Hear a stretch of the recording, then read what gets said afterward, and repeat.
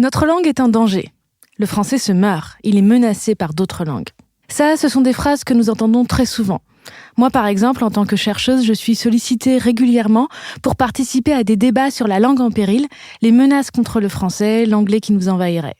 Mais en réalité, à part certains cas particuliers, à part certaines régions du Canada où le français est entouré par l'anglais, la langue française n'est pas en danger.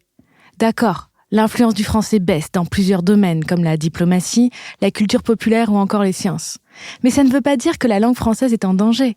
Elle compte de plus en plus de locutrices et de locuteurs, près de 300 millions selon l'Organisation internationale de la francophonie. C'est une des langues les plus apprises au monde. Elle est très présente sur Internet, par exemple. Le picard est une langue en danger. Le français, pas du tout. Alors, de quoi avons-nous peur ?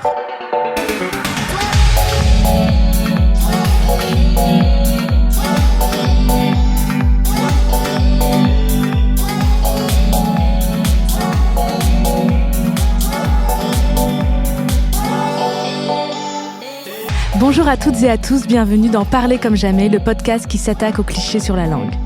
Dans ce premier épisode, nous allons parler de peur, et d'une peur très fréquente qui existe depuis toujours, que notre langue soit remplacée par d'autres langues. Ce n'est pas nouveau, on a toujours craint l'influence des langues étrangères. De nos jours, on a peur d'être envahi par les mots anglais ou arabes, avant, c'était les mots italiens. Et ce n'est pas non plus une peur spécifique au français. Toutes les langues, ou presque, ont peur d'autres langues. Pourtant, d'un point de vue linguistique, il est absolument normal que les langues se rencontrent et se mélangent. C'est le principe d'une langue vivante. Une langue pure, sans contact avec les autres langues, ça n'existe pas. Le français est un mélange de langues, de celte, de latin, d'étrusque, d'italien, de grec. Alors, pourquoi avons-nous aussi peur des contacts avec certaines langues étrangères ? Qu'est-ce que cette peur révèle de nous ? J'en ai parlé avec Florent Moncomble, anglophone, maître de conférences en linguistique anglaise à l'Université d'Artois, et Rachid Zerouki, arabophone, ancien enseignant en SECPA et actuellement enseignant en détention à Marseille. On a discuté ensemble de ces peurs, de ce qu'elles cachent et de ce que nous pouvons en apprendre.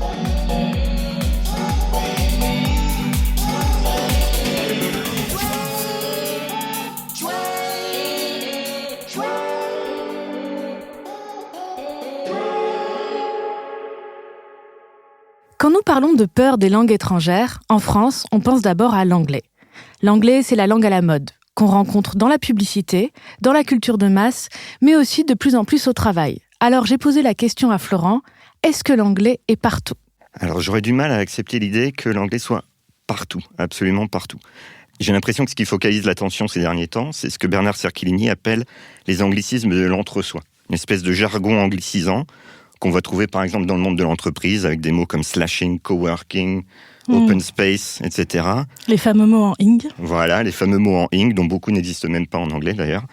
C'est-à-dire, ils n'existent pas en anglais ? Ça, il y en a beaucoup et il y en a depuis longtemps. Le mot parking n'existe pas en anglais, le mot footing n'existe pas en anglais. Donc ce ne sont pas des mots anglais ? Ce ne sont pas des mots anglais. Des mots aussi qui appartiennent à un certain microcosme, un peu urbain, peut-être un peu parisien, avec le fameux souping qui a fait pas mal couler d'encre dans la presse. Alors juste pour préciser, souping, c'est un mot qui a été lancé notamment par le magazine Elle, qui nous demandait si je cite, souping était le nouveau juicing. Ça a donné lieu à beaucoup de moqueries et de détournements assez drôles, puisqu'il suffit de rajouter un ing à un mot pour être cool, ou croire l'être. Et est-ce qu'on peut dire que l'anglais menace le français ? Alors, si la question, c'est celle de la disparition du français, la réponse est clairement non. Le français n'est pas en péril mortel. Ce n'est pas un effet de mode, ce n'est pas un saupoudrage lexical à droite à gauche qui revient à une invasion ou à un remplacement. Alors Florent, tu dis que ce n'est pas une invasion. Mais pourtant, c'est bien avec ce mot-là que plusieurs tribunes ont dénoncé l'anglais. Je pense à une tribune signée par une centaine d'écrivains, de journalistes, d'artistes dans Le Monde en février dernier, à propos du Salon du Livre, et à une autre tribune, cette fois du collectif Langue Française, en juin dans Le Parisien. Les deux tribunes dénoncent la place de l'anglais en France, et l'une des tribunes parle, je cite, de grand remplacement, pendant que l'autre fait une longue métaphore entre la présence des mots anglais et l'occupation nazie qui sont donc rapprochés. Donc, qu'est-ce que tu penses, toi, de ce vocabulaire ? Je trouve ça très inquiétant. On a une rhétorique qui est clairement, en tout cas qui emprunte des termes à un discours xénophobe, conspirationniste, propagandiste. C'est-à-dire que l'ennemi, si on peut appeler l'anglais comme cela, il est présenté comme le Bosch de la Première Guerre mondiale, quoi. Quant au terme de grand remplacement, je trouve ça parfaitement abject. Dans une tribune qui est signée par des intellectuels, d'avoir ce terme qui est directement pris aux thèses racistes de Renaud Camus, je trouve ça vraiment, vraiment inacceptable. Avec des chiffres qui sont farfelus, il y a par exemple le chiffre de un mot par jour. Le français sera remplacé par l'anglais à raison d'un mot par jour. Est-ce que ça s'appuie sur des statistiques réelles ou pas ? Pas du tout, ça c'est complètement de l'ordre du ressenti. On a un phénomène, alors il y a un linguiste américain qui s'appelle Arnold Zwicky, qui a créé le concept de recency illusion, l'illusion que quelque chose est récent et quelque chose se multiplie. En fait, c'est le fait que quand on constate quelque chose pour la première fois, on a l'impression que c'est récent. Et une fois qu'on s'en est rendu compte, on en voit partout. C'est-à-dire, par exemple, là, les anglicismes. Donc, par exemple, les anglicismes, alors que le français, emprunte à l'anglais depuis très longtemps. Donc ça, les chiffres sont tout à fait farfelus. Un mot par jour, ça fait 365 mots par an. Ça fait des milliers de mots dans le dictionnaire depuis le temps. Et est-ce que l'anglais et les anglophones se sont déjà sentis menacés par une autre langue ? Alors oui, ça c'est quelque chose qu'on sait peu. Mais effectivement, si on remonte au XVIIe, XVIIIe siècle, la situation était tout à fait l'inverse. C'est-à-dire qu'on avait un mouvement intellectuel pour la sauvegarde de l'anglais, avec des auteurs qui sont connus même en France maintenant. On a Daniel Defoe, par exemple, qui est l'auteur de Robinson Crusoe. On a Jonathan Swift, qui est l'auteur des Voyages de Gulliver, qui ont écrit des pamphlets pour réclamer, par exemple, la création d'une académie, sur le modèle italien ou sur le modèle français. Pour eux, l'anglais était en voie de déclin, l'anglais était corrompu. Et une des causes, parmi d'autres, de cette corruption, c'était notamment le français. Et donc la situation était inversée. La situation était complètement inversée. Ça nous explique aussi que pas mal de mots qu'on croit être des anglicismes viennent au fait aussi de l'ancien français. Est-ce que tu pourrais expliquer ça ? Alors oui, ça c'est très fréquent. On considère généralement que l'anglais comporte aux environs de 60% de mots issus du français. Un exemple assez parlant qui est connu, c'est le mot ticket. Un ticket, alors c'est un mot qui vient du français, qui a été emprunté au XVIe siècle par l'anglais, dans le sens de note manuscrite. Ça vient de l'ancien français estiquet ou étiquette, mot qui est lui-même d'origine saxonne. On le retrouve dans le mot anglais steak, collé. Et il coexiste en français contemporain, tout à fait pacifiquement, avec le mot billet, qu'il n'a pas remplacé. On dit un billet de train, un ticket de métro, et on ne les utilise pas l'un pour l'autre. Donc curieusement, on a ce va-et-vient entre les deux langues, entre les deux familles de langues, et ça arrive très très fréquemment. Donc c'est difficile de dire si le mot est français ou anglais finalement ? Oui, c'est un mot qui est partagé, qui est commun.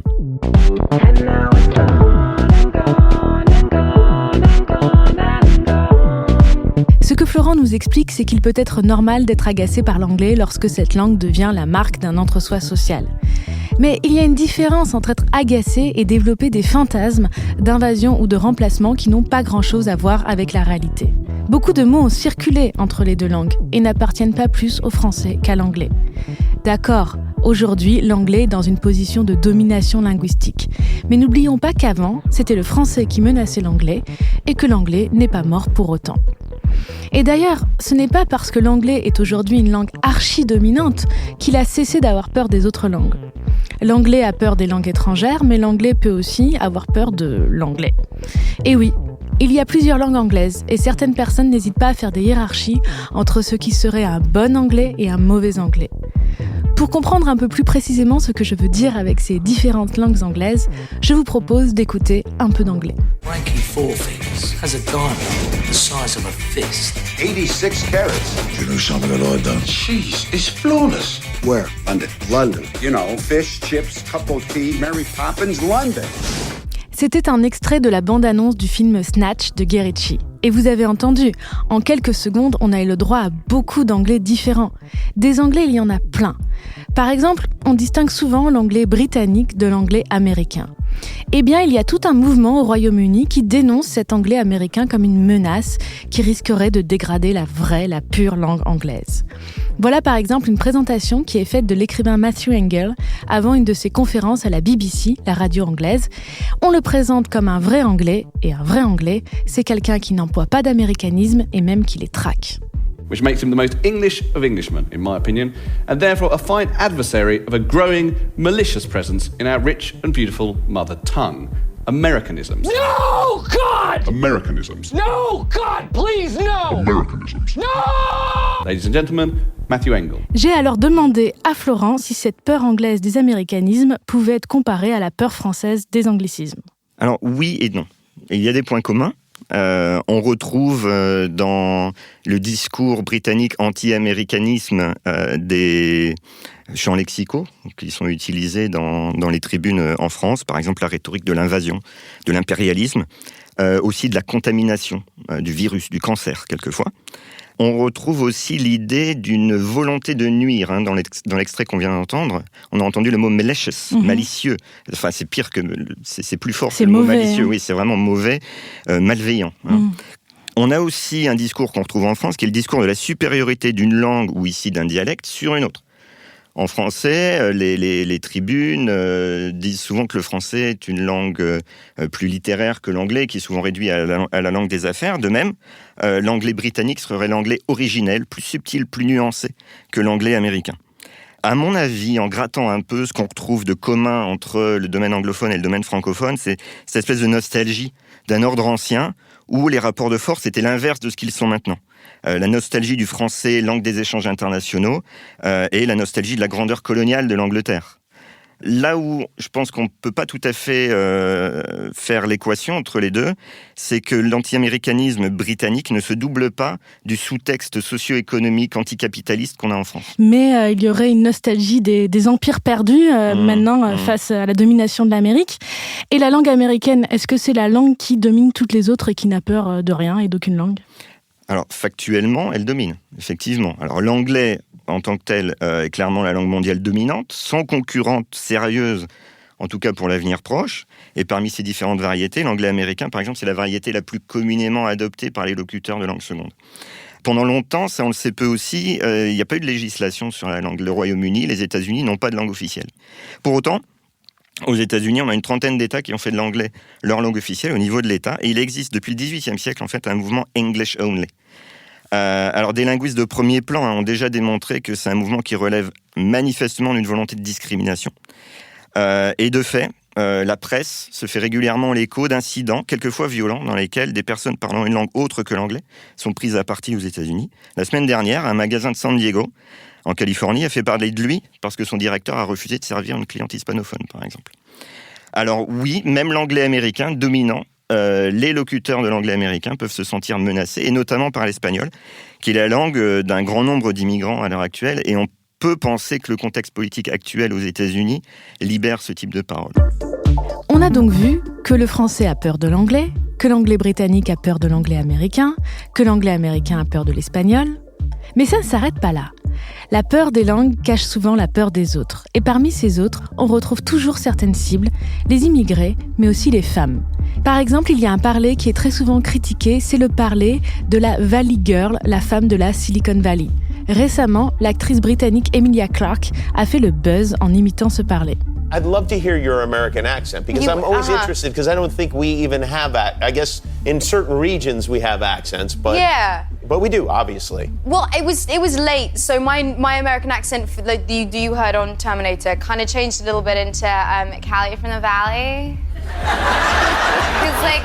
She's like this whole like situation. It was amazing. Wow, that's actually very good. Thank you. Yeah, we had like a really good time. I got so close to like getting Jai to buy me like a $700 air conditioning unit. I like got the guy to help me. He was freaking out. It was awesome. Déjà, ça nous montre qu'en anglais comme en français, il existe des variétés dialectales qui sont plus ou moins valorisées, plus ou moins dénigrées. Déjà. Bon. Pour ce qui est de ce stéréotype de la Valley Girl, c'est-à-dire la jeune femme du sud de la Californie, en réalité c'est un peu plus au sud que la Silicon Valley, mais ce stéréotype cristallise en fait des caractéristiques de l'anglais américain, contemporain, qui agace le plus souvent les puristes. Notamment, alors le uptalk, c'est-à-dire le fait de terminer toutes les phrases sur une intonation montante, comme si c'était des phrases interrogatives. $700 air conditioning unit. On a aussi ce qu'on appelle le vocal fry, qui est cette espèce de grésillement des cordes vocales quand elles vibrent à très basse fréquence. Situation. C'est un stéréotype qui date des années 80. Il désigne les jeunes femmes californiennes de cette époque. Alors c'est lié au stéréotype de la jeune femme superficielle, matérialiste, etc. Donc on voit très bien ce que ça cible. Et on voit, puisqu'on a là un extrait très très récent que c'est un stéréotype qui est encore vivace. Il fait partie du bagage dialectal d'Emilia Clarke et elle s'en sert pour amuser le public. Alors, ce que les recherches nous montrent, c'est que le uptalk, par exemple, il existe dans d'autres variétés d'anglais, par exemple en anglais écossais, où il a été repéré avant d'être repéré en Californie. Il est également présent chez des locuteurs masculins. Pour ce qui est du vocal fry, on sait que c'est valorisé chez les hommes parce que c'est viril. Il suffit d'écouter une bande-annonce de film d'action pour se rendre compte que voilà, c'est quelque chose qui fait vendre. Et en revanche, il est critiqué chez les femmes, d'ailleurs avec des arguments contradictoires. Parfois, il est vu comme un signe de manque de confiance, parfois comme la volonté de s'affirmer à l'égal des hommes. Donc tout ça, c'est tout à fait contradictoire, c'est tout à fait de l'ordre du ressenti. Et on a des réactions qui peuvent être violentes. Il y a des journalistes femmes aux États-Unis qui sont violemment pris à partie, par exemple, sur les réseaux sociaux à cause de leur façon de parler. Et du coup, c'est des stéréotypes qui correspondent pas forcément au parler exact des gens. C'est ça que tu nous dis ? Alors, en réalité, ce sont des caractéristiques linguistiques qui sont plus largement partagées, qui dépassent largement la Californie du Sud, qui sont partagées par les hommes et par les femmes, dans différentes zones des États-Unis et du monde anglophone. Donc, le fait de ramener ça à un stéréotype de la jeune femme californienne des années 80 montre qu'en réalité, la vraie cible, c'est pas la langue, c'est une certaine catégorie de la société. Et finalement, ce sentiment d'insécurité linguistique, cette peur que notre langue soit remplacée, sur quoi est-ce qu'il se fonde selon toi ? En tout cas, pas sur la raison. Puisque même les locuteurs d'une langue dominante peuvent se sentir menacés. Donc il n'y a rien de rationnel là-dedans. Je pense que ce débat sur la langue cristallise en fait d'autres peurs, d'autres insécurités qui peuvent être par exemple culturelles ou socio-économiques. La peur des langues cristallise d'autres peurs. À nous de savoir les identifier, de voir quand elles sont légitimes ou non. Mais toutes les langues ne provoquent pas les mêmes réactions. En France, on est souvent agacé par l'anglais, parce que c'est la langue associée au capitalisme, au néolibéralisme. Mais c'est aussi, pour ces mêmes raisons, une langue qui est valorisée. Personne ne vous dira que c'est un désavantage d'être bilingue en anglais. Tout le monde trouve que c'est normal d'apprendre l'anglais à l'école. Mais il y a en France d'autres langues qui provoquent des réactions bien plus négatives. C'est le cas de l'arabe. J'en ai parlé avec Rachid Zerouki, enseignant en détention à Marseille, qui avait écrit un article pour Slate « La langue arabe est une des plus belles langues de France ». Le témoignage de Rachid m'a intéressée parce que sa réflexion s'appuie sur son vécu. Il raconte par exemple dans cet article des scènes de panique véritablement irrationnelles quand il a osé utiliser l'arabe. En fait, je raconte une scène qui m'est arrivée quand j'étais à la fac.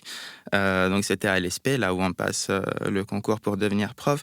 Et donc, c'était en 2015, en plein plan Vigipirate. Et je présentais une séquence pédagogique sur Sinbad.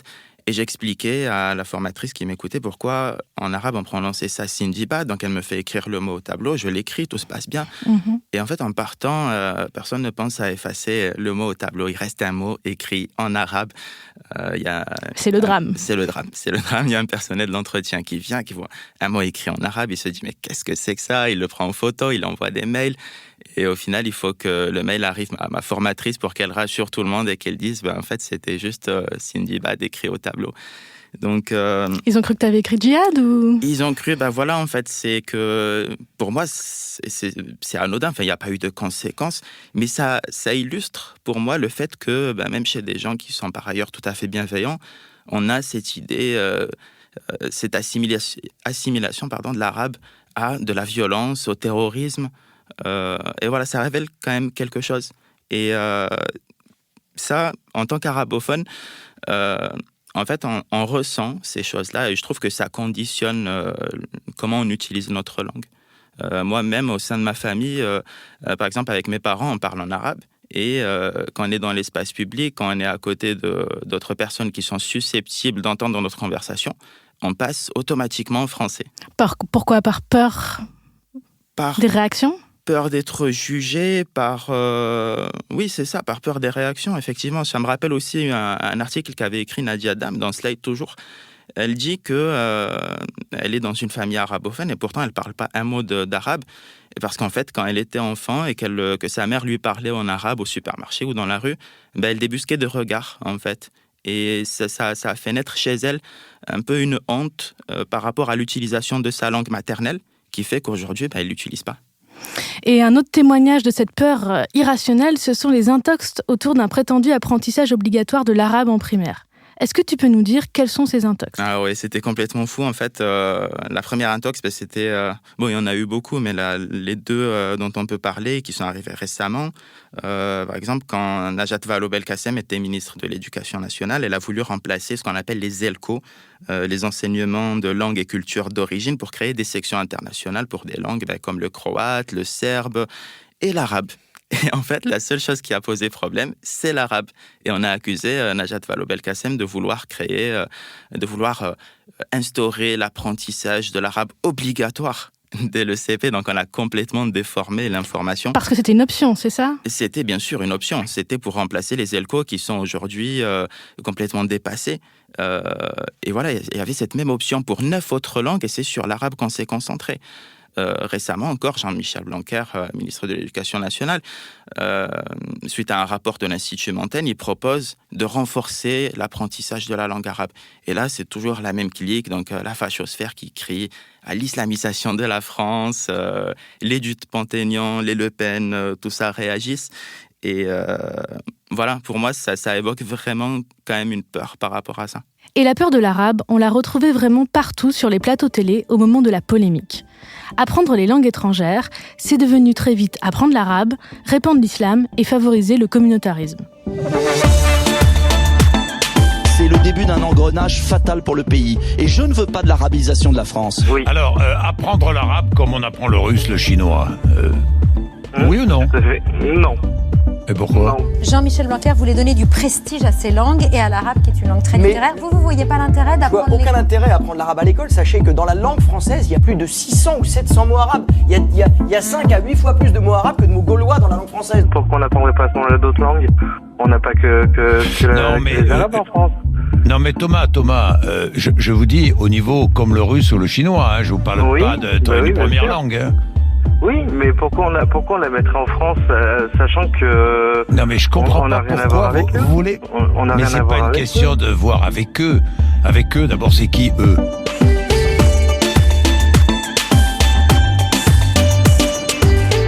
J'ai envie de dire à Thomas, calme-toi, on apprend déjà notre langue. Je pense que Thomas et d'autres, en fait, ils ont surtout une peur fondamentale autour de l'arabe. Et ça concerne les liens évidents qu'elle a avec l'islam. On le voit bien avec les exemples que j'ai donnés. Jean-Michel Blanquer, quand il a proposé de renforcer l'apprentissage de la langue arabe et qu'on l'a accusé de vouloir islamiser la France, Jean-Michel Blanquer, c'est pas exactement ce qu'on peut appeler un frère musulman. Pourtant, voilà, on l'a accusé de ces choses-là. Et donc, je crois qu'il y a vraiment dans cette peur l'idée que la langue arabe s'inscrit dans une démarche d'islamisation. Et donc, ça rejoint le thème du grand remplacement. Donc oui, on a peur des liens, tu disais les liens évidents que la langue arabe a avec l'islam, enfin les liens qu'on lui prête avec l'islam, oui. Parce que on peut parler arabe sans être musulman. Ça paraît débile de le dire, mais visiblement, il faut le rappeler à Thomas. Alors, ce mythe du grand remplacement langagier par l'arabe, ça a été étudié en linguistique. On s'est demandé à quel point est-ce que justement c'était un mythe, à quel point c'était une réalité. Je pense aux travaux de la linguiste Susanna Fagal. Ces études ont montré que l'arabe n'influence ni la prononciation du français ni sa syntaxe, mais qu'il influence, comme beaucoup d'autres langues, notre lexique. C'est un constat partagé par plein d'autres linguistes. Quand on s'aperçoit que toute langue, et le français parmi les autres, vient d'autre chose, que nous sommes héritiers naturellement de la langue latine, mais aussi du grec, souvent passé par le latin, et une quantité de langues qui sont proches ou lointaines, on est quand même intéressé particulièrement par les messages venus de l'Orient, parce que ce sont des messages qui sont souvent cryptés et qu'on a oubliés. Qui s'avise que la jupe, le gilet, des noms de vêtements, qui sont pas le burnous, sont des mots arabes, très peu. Qui sait que le chiffre est arabe tout autant que l'algèbre? Là, on s'en doute un peu à cause du hal, mais ça ne suffit pas.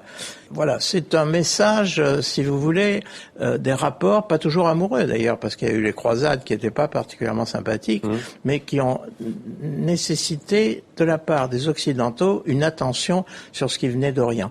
Et cette attention était légitime parce qu'il y a des tas de domaines entre le 8e et le 13e, 14e siècle où la civilisation arabe était forte en avance sur l'Europe occidentale. Là, on vient d'entendre Alain un ray qui nous expliquait que nous employons souvent des mots venus de l'arabe sans le savoir. Mais encore une fois, c'est le principe de toute langue. On emprunte des mots à d'autres langues, souvent on les change un peu, au niveau de la prononciation, du sens, de la syntaxe, on les intègre à notre langue. Toute langue fonctionne par des emprunts. Ces emprunts-là, ça ne met donc pas la langue en danger, mais ça peut susciter d'autres types de craintes, d'autres types de réflexions. Et une question, Rachid, que j'aimerais te poser par rapport à ça, c'est celle de l'appropriation culturelle, c'est-à-dire de l'appropriation illégitime d'une culture qui ne nous appartient pas. Parce que pour certaines personnes, utiliser des mots arabes, surtout quand c'est pour singer un langage dit de banlieue, par exemple wesh, ça poserait problème, ce serait de l'appropriation culturelle. Donc, tu en penses quoi ? Déjà, ce qu'on peut noter, c'est qu'effectivement, selon qui utilise ces mots, c'est perçu très différemment. Si c'est un jeune de quartier, ce sera du communautarisme, ça sera une menace pour l'unité nationale. Alors que voilà, quand c'est Laurent Wauquiez qui parle arabe, c'est de l'ouverture à l'autre et c'est de la tolérance. Donc je comprends vraiment que ça puisse déranger. Maintenant, voilà, au-delà des réserves que je peux avoir vis-à-vis du concept d'appropriation culturelle, je pense que c'est assez périlleux. Et ça, c'est très personnel. Je pense que c'est assez périlleux de l'utiliser dans le contexte linguistique parce que il faudrait déjà répondre à la question à qui appartient la langue arabe. Et là, aujourd'hui, la personne, la communauté, même le pays qui peut dire la langue arabe est à moi, je pense qu'elle est complètement à côté de la plaque. Voilà, c'est une langue, elle échappe au concept de propriété capitaliste, c'est un bien commun. Maintenant, je pense aussi que c'est pas l'utilisation de la langue arabe ou même de mots issus de l'arabe qui sont visés. Là, Elia, moi, je pense que les militants antiracistes, ils sont surtout dérangés par l'utilisation d'un vocabulaire de cité qui doit beaucoup aux langues étrangères, mais pas seulement. Et donc pour moi, le problème ici, c'est pas tellement l'appropriation culturelle, c'est surtout le mépris de classe et le racisme aussi, qui font que les mêmes mots, on les tolère ou on les méprise selon qui les prononce. Effectivement, à chaque fois qu'on parle de langue, on parle de jugement de valeur. Et une autre question, Rachid, est-ce qu'on retrouve à propos de l'arabe ce fantasme d'une langue pure et la peur que certaines variétés menaceraient la vraie, la belle langue ? En fait, il y a deux grands types d'arabe, on va dire. Il y a ce qu'on appelle l'arabiya al-fosha, la langue classique, et il y a l'arabiyat al-ammiyat, c'est les arabes dialectaux. Je dis bien les arabes dialectaux parce que selon si on est au Maroc, ça va être le maghribi, en Algérie, ça va être le jazaïri. C'est des dialectes qui sont complètement différents. Moi, en ce moment, je suis à fond sur les films égyptiens, sur Netflix, et franchement, j'ai besoin de sous-titres alors que je suis arabophone parce qu'ils parlent un arabe dialectal qui m'échappe. Et globalement, en fait, plus on va vers l'Est, plus la langue parlée se rapproche de l'arabe classique, même s'il y a bien sûr des exceptions à ça, mais c'est pour ça qu'on raconte que c'est au Yémen, en Arabie Saoudite, qu'on parle l'arabe le plus pur, parce que les Arabes de la péninsule arabique, en fait, ils parlent un arabe qui est très proche de l'arabe littéraire. Voilà.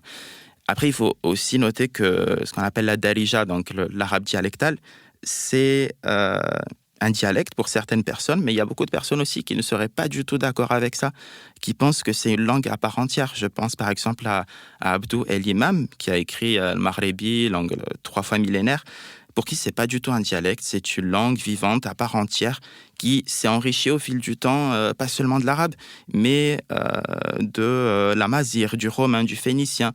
Et donc voilà, pour lui, c'est pas du tout un dialecte. D'ailleurs, je pense là, Elia, qu'il n'y a pas une si grande différence que ça entre dialecte et langue. Alors on disait que la peur de la langue cachait souvent la peur d'autre chose. Dire qu'une variété de la langue, une variété populaire est laide, qu'elle est une dégradation, c'est très souvent un prétexte pour exprimer en fait un mépris social. Mais là, c'est ce qui arrive en fait à l'arabe dialectal, c'est que c'est pas une langue qui est reconnue, c'est une langue qui est stigmatisée. En ce moment, il y a un débat très vif au Maroc pour savoir si on doit enseigner la darija à l'école, l'arabe dialectal, entre guillemets. Là, j'ai fait les guillemets avec mes doigts, mais ça s'entend un peu. Je le dis. Parce qu'on a pu lire dans un manuel de primaire qu'il y a juste 5 mots qui sont apparus de darija et ça affole tout le monde. Parce qu'encore une fois, on a une peur de dégradation de la langue. Parce qu'on a une peur de dégradation de la langue, exactement. C'est ce que dit par exemple un philosophe qui s'appelle Abdallah Lahoui. Alors lui, ça faisait des années qu'on l'entendait plus. Ça nous fera penser à quelques philosophes qu'on connaît ici en France. Et en fait, il est sorti de son silence, comme il le dit lui-même, pour dénoncer ces quelques mots de darija qui sont apparus dans un manuel de primaire, parce que voilà, darija, c'est l'ora dial zanqa, c'est la langue de la rue, c'est une langue vulgaire, une langue qui ne devrait pas avoir sa place à l'école pour certains. Donc on retrouve le mépris social. À propos d'arabe dialectal, j'aimerais qu'on écoute une chanson, plus précisément un poème chanté en arabe dialectal.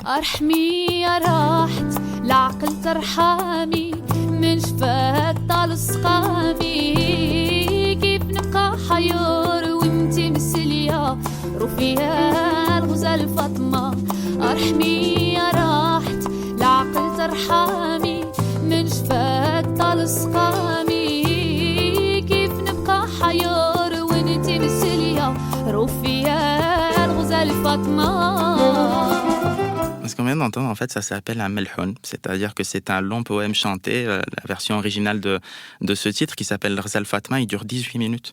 18 minutes durant lesquelles celui qui chante, Driss Ben Ali, ici c'était Nabila Mahan, c'est une version reprise, il décrit la beauté d'une femme qui s'appelle Fatma, il décrit son amour pour elle, un amour qui est impossible. Et voilà, c'est un peu le fou d'Elsa version Melhoun, en fait. Et en fait, c'est pour répondre à ceux qui disent que la Darija serait incapable de contenir de l'élégance, de la beauté. Et là, on a un bon contre-exemple. Finalement, Rachid, quand on est arabophone, est-ce que tu dirais que c'est un choix politique de parler ou non arabe, que ce soit en France ou hors de France ? Je dirais que c'est un choix d'abord personnel, mais qui est lié effectivement à des convictions politiques. Tout à l'heure, on évoquait la honte de parler arabe. Moi, ce qui m'a permis un peu de m'extirper de cette honte, c'est ma construction politique, c'est le rejet de cet assimilationnisme qui dit qu'on ne peut pas s'intégrer dans la société d'accueil si on ne rejette pas sa culture d'origine. Et voilà, moi, pourtant, je pars de loin. Par exemple, quand j'étais au Maroc et que je suis passé à l'école française, mais toujours au Maroc, tout le monde ne parlait que français dans cette école. Et j'ai cru qu'il fallait cacher le fait que je parle arabe pour rester dans cette école. Et un jour, ma mère, elle vient me chercher. On avait parlé en arabe à la sortie. Et il y avait une camarade de classe qui était juste derrière moi. Je ne le savais pas. Et le lendemain, elle me dit « Mais tu parles arabe, toi, en fait ?» Et je lui dis « Quoi ? Moi, je parle arabe. Non, toi, tu parles arabe. » Et voilà, aujourd'hui, j'ai honte d'avoir eu honte, en fait. Et c'est vraiment, oui, c'est une construction politique qui m'a permis de me sortir de là. Ouais. Et tu n'as plus cette honte ? Non. Là, vraiment, je parle arabe, mais dès que j'ai l'occasion de parler arabe, je parle arabe. D'ailleurs, là, je viens de quitter mon collège après 3 ans. Et en partant, j'ai remercié une dame de l'entretien parce que chaque matin, je la croisais, on échangeait quelques mots en arabe et c'était les seuls mots en arabe que je prononçais de ma journée. Et je lui ai dit tout le bien que ça me faisait. Nous avons beaucoup parlé de peur, de caricature, de fantasmes, d'invasion.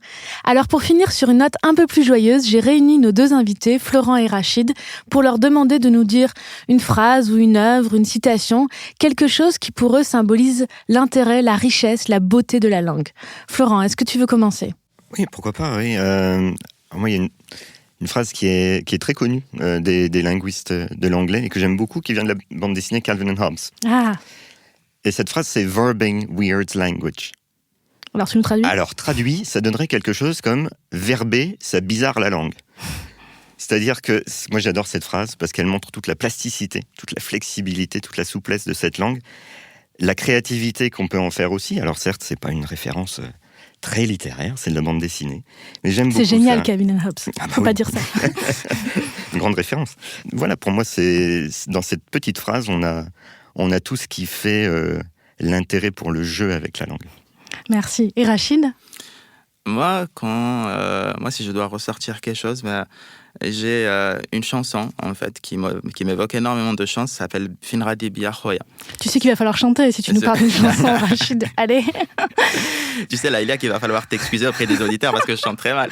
Allez, vas-y. Donc, ça s'appelle Finradi Bia Khoya. C'est d'un groupe qui s'appelle Nasl Rewan. Et ça fait quelque chose comme Finradi Bia Khoya, Finradi Bia, Finradi Bia Khoya, Finradi Bia.